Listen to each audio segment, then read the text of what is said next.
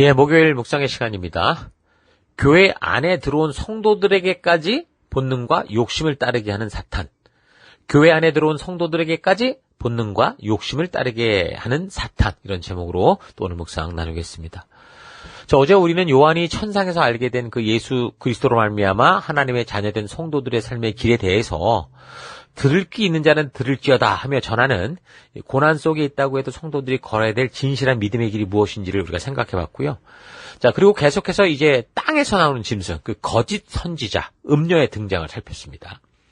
자, 땅에서 올라온 짐승은 교회 속에 거하고 하나님의 말씀을 가지고 믿는 자처럼 살아가지만 종교적인 특성을 이용해서 이 세상의 권세를 쥐고 있는 국가 권력과 결탁을 해서 결국 자기들의 욕심을 따라 살아가며 사람들을 짓밟고 이용하고자 하는데, 그런 존재들이 이 말세의 세대의 여러 가지 모양으로 시대에 맞는 옷을 갈아입으며 나오는 것을 알 수 있었습니다.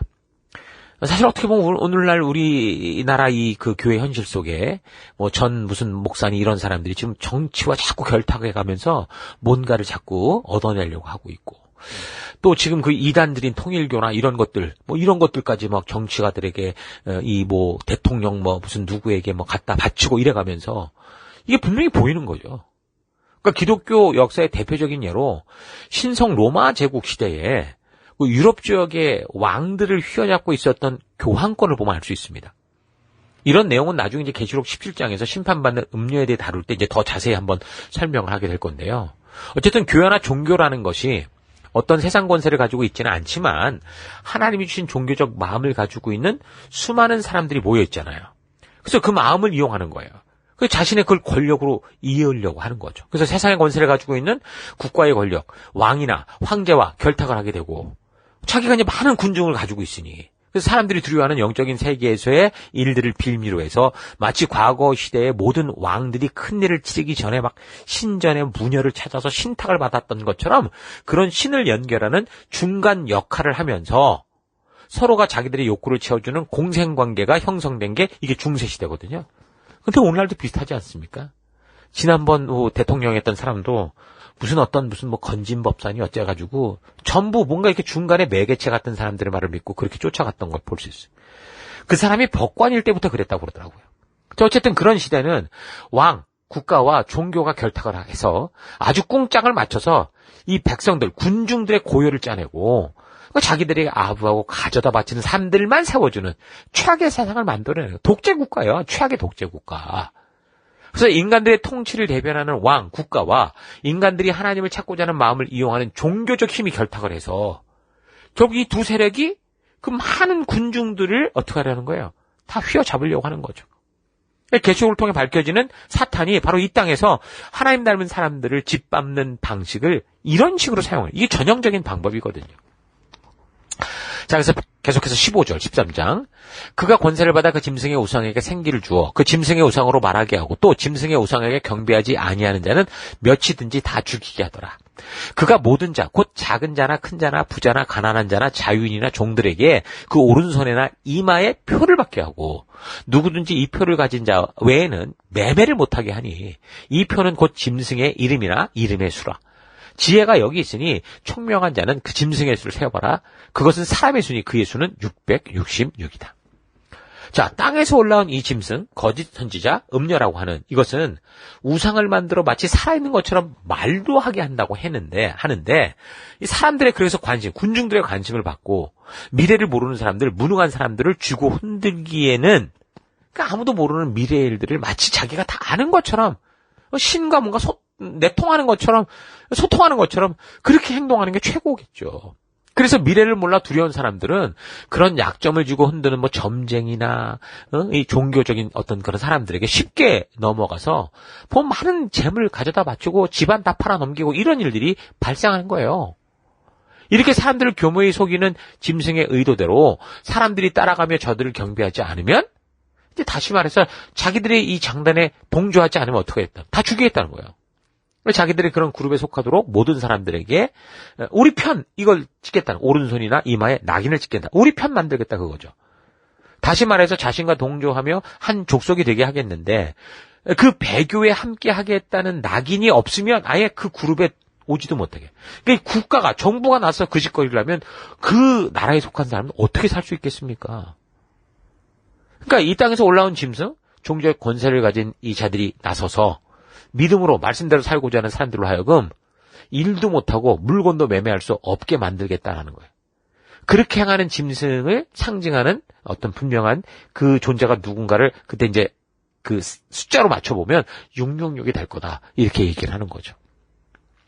그래서 이 666에 대해서는 해석하는 방법이 여러 가지인데 그중에 게마트리아 해석을 통해서 이 666이 뭔지를 알고 있는 경우도 있습니다. 고대 그리스어나 뭐 히브리어 모든 문자에는요. 그 문자마다 해당되는 숫자가 있었어요. 그래서 어떤 단어에 해당되는 숫자들을 모두 이렇게 합해서 더하면 그 말이 지니는 의미가 있다라는 그런 해석법이에요. 그래서 이러한 계산법에 따라서 이름을 숫자로 풀이해 보면 짐승의 숫자가 나오는 것으로 해석되는 대표적인 인물이 바로 네로 황제였습니다.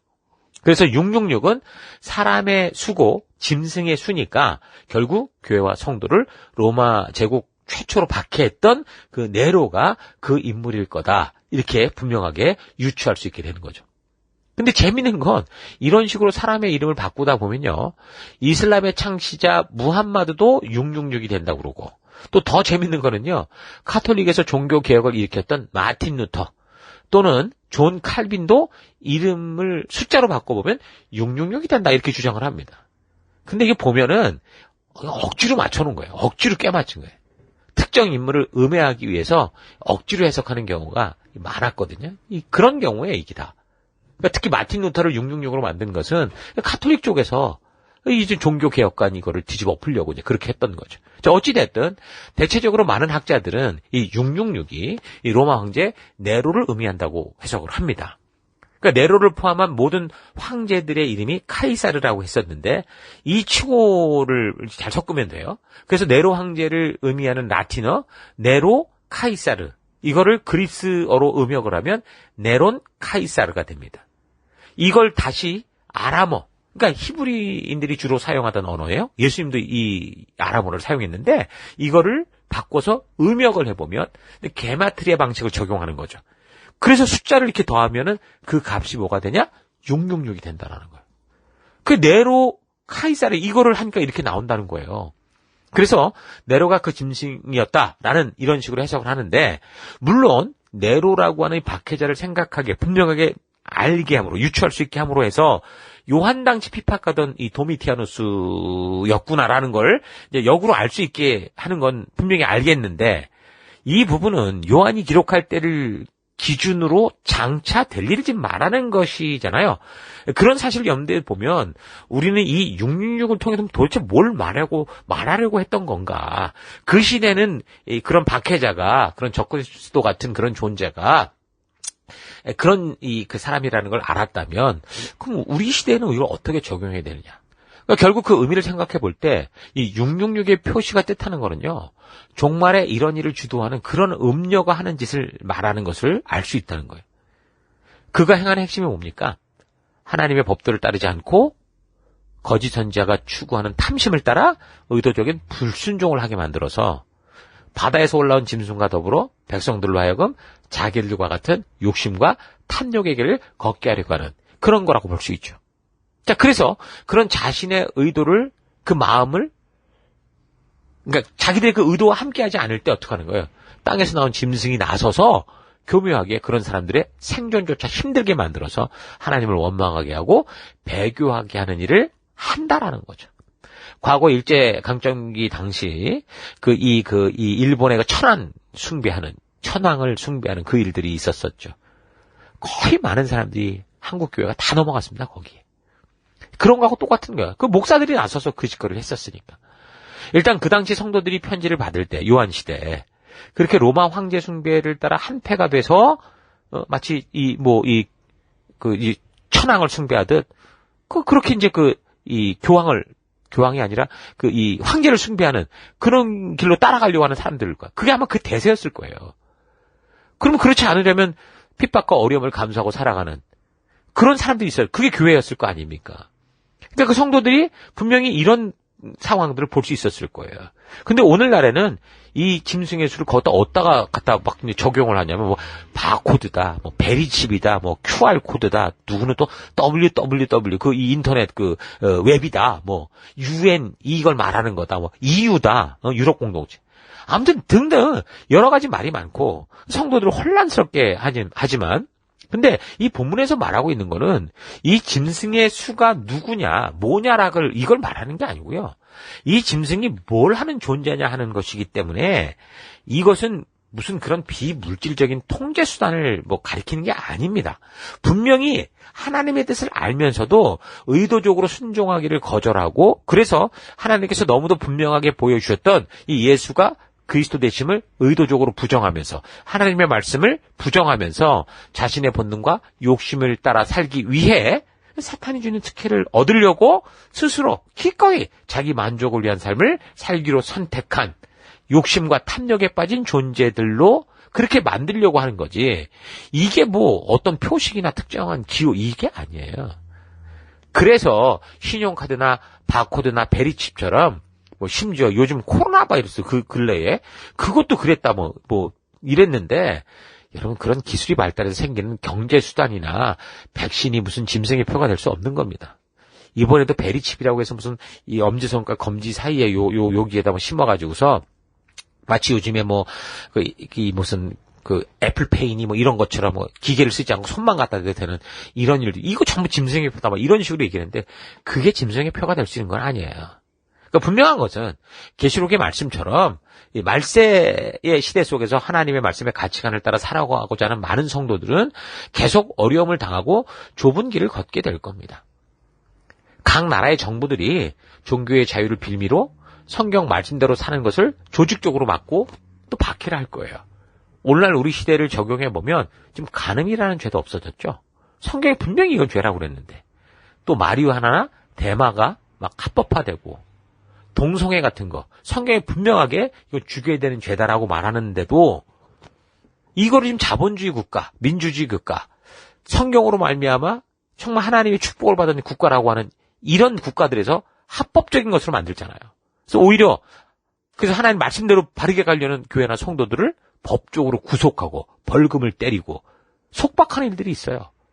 그래서 하나님의 뜻을 따라 선택하고 살아가려는 그런 사람이 운영하는 기업체 같은 사업체가 그런 식으로 합법을 가장한 교묘한 압박과 핍박을 당하면서 심지어 폐업을 당하는 그런 경우도 오늘날 이미 벌어지고 있습니다. 자, 그러니까 하나님 주신 말씀의 가치를 따라 이 세상에서 살고자 하면 모두가 빠르고 쉽게 속여서라도 돈을 버는 이 세상에서는 사실 손해보고 뒤처지고 어려워지게 될 수밖에 없죠.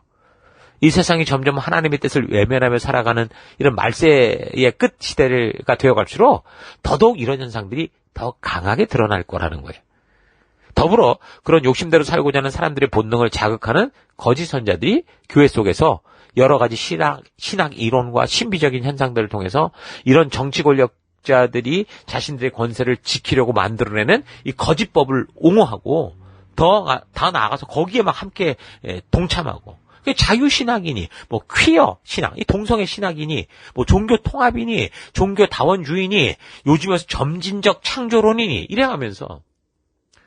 또는 사람들이 누구나 미래를 두려워하고 자기가 하는 일에 미래를 알고 싶어 하는, 예언가들, 무슨 오늘날 무슨 이상한 사람들, 선지자 이래가면서. 교회와 성도들을 혼미하게 하고 혼돈스럽게 만들 거라는 거죠.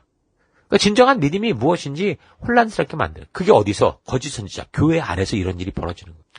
앞으로 계속해서 교회 안에서 그렇게 수많은 거짓 선지자들이 나타나서 사람들의 귀를 솔깃하게 하는 말들로 하나님의 분명한 뜻을 왜곡하게 될 것이기 때문에 그러니까 바르게 믿는다고 하는 전통 교회의 교인들조차 이 땅에서 올라온 짐승 그 거짓 선지자들이 보이는 현란한 설교와 신비한 능력에 미혹되고 빠져들게 된다라는 거죠. 이미 오늘날 교회 강단에서는 어떻습니까? 전해야 되는 성경의 전체 역사를 가르치는 게 아니고 부분적이고 듣기 좋은 것들만 골라서 전하죠. 그래서 결국 성도들은 교회에 와서조차 복음화되는 게 아니라 세상화되어가는 현상이 벌어지고 있습니다. 그래서 우리 그리스도인들이 분명하게 알아둬야 될 사실은 이 종말의 시기는 이적, 기적으로 전도하는 시대가 아니라 분명한 하나님의 기록된 말씀으로 전도하는 시대가 돼야 된다라는 거예요. 그러니까 하나님께서는 말씀으로 사역을 하시는데 오히려 지금 보니까 사탄은 온갖 이적과 표적으로 사람들을 유혹하죠. 자, 이런 사실에 대해서는 예수님께서 이미 그 종말에 대해 말씀하신 그 말세 현상이었어요. 그래서 진정한 성도들은 말세가 될수록 어떻게 해요? 신비한 것을 추구하고 눈에 보이는 내가 느끼고 싶은 대로 느낄 수 있는 그런 걸 추구하는 게 아니고요. 기록된 말씀으로 성경으로 모든 가치를 분별해서 영적인 전쟁이 극도로 심해지면서 생기는 종말의 현상들을 어떻게 해요? 잘 파악할 수 있는 그런 영적인 안목, 삶의 태도들을 가져야 된다라는 거죠. 그러나 이 세상은 영적 전쟁이 끊이지 않는 전쟁터라는 사실을 잊지 말아야 되지만 이런 영적 전쟁이 영원한 건 아니라는 거. 결국 하나님의 오래 참으시는 날까지만, 그러니까 종말의 그 심판의 날까지만이라는 거 잊지 마십시오. 특히 뭐 심판의 날도 멀게 느껴질 수 있는데 인간 개인으로 보면 길게 살아야 100년 정도의 인생인데 불과 7, 80년 정도밖에 안 된다라는 거 잊지 마십시오.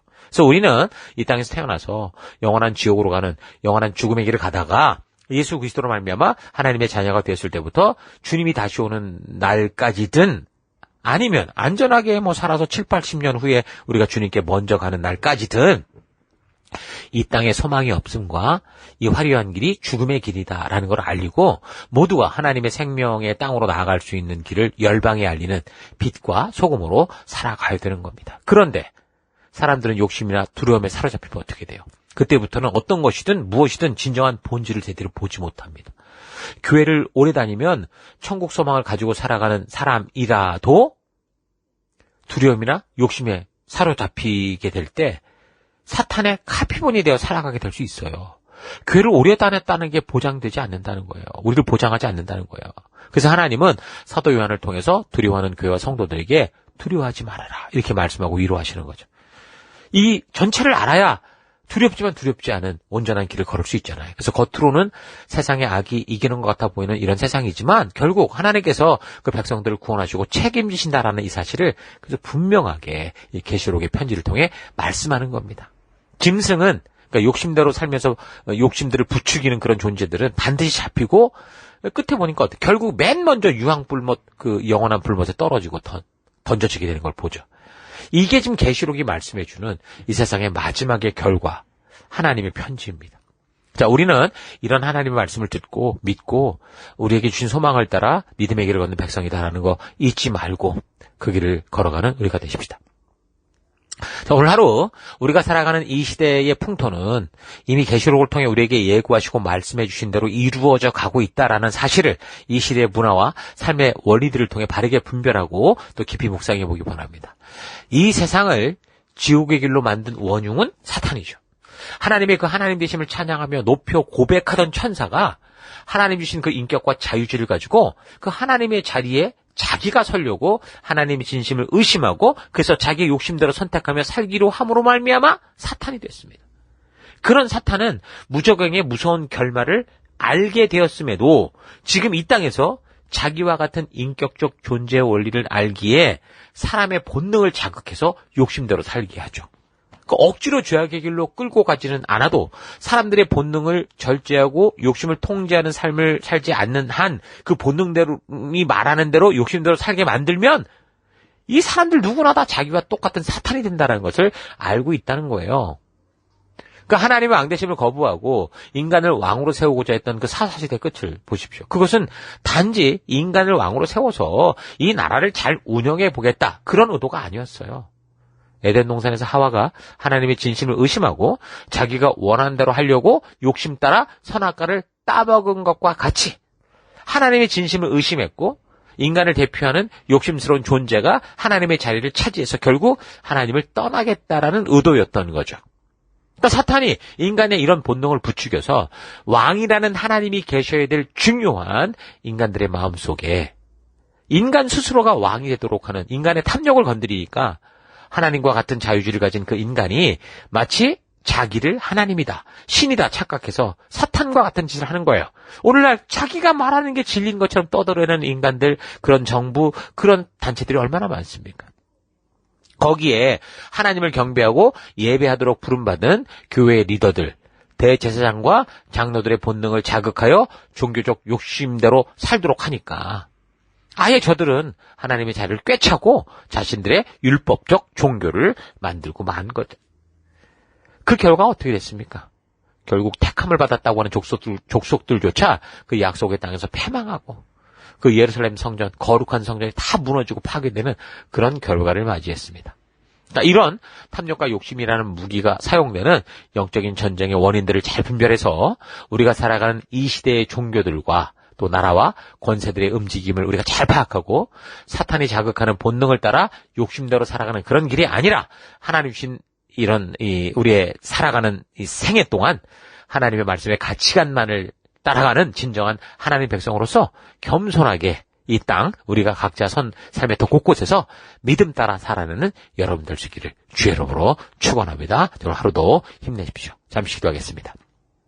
하나님은 우리에게 이 시대가 이렇게도 사탄과 같이 본능에 자극받아 욕심대로 살아가는 세상임을 알게 해주시고 이 땅에서 돌아 나오라 하시는데 여전히 이 땅에서 잘 먹고 잘 사는 일에 혈안이 돼서 종교까지 나의 만족과 유익을 위해 사용하려고 했던 삶 회개합니다.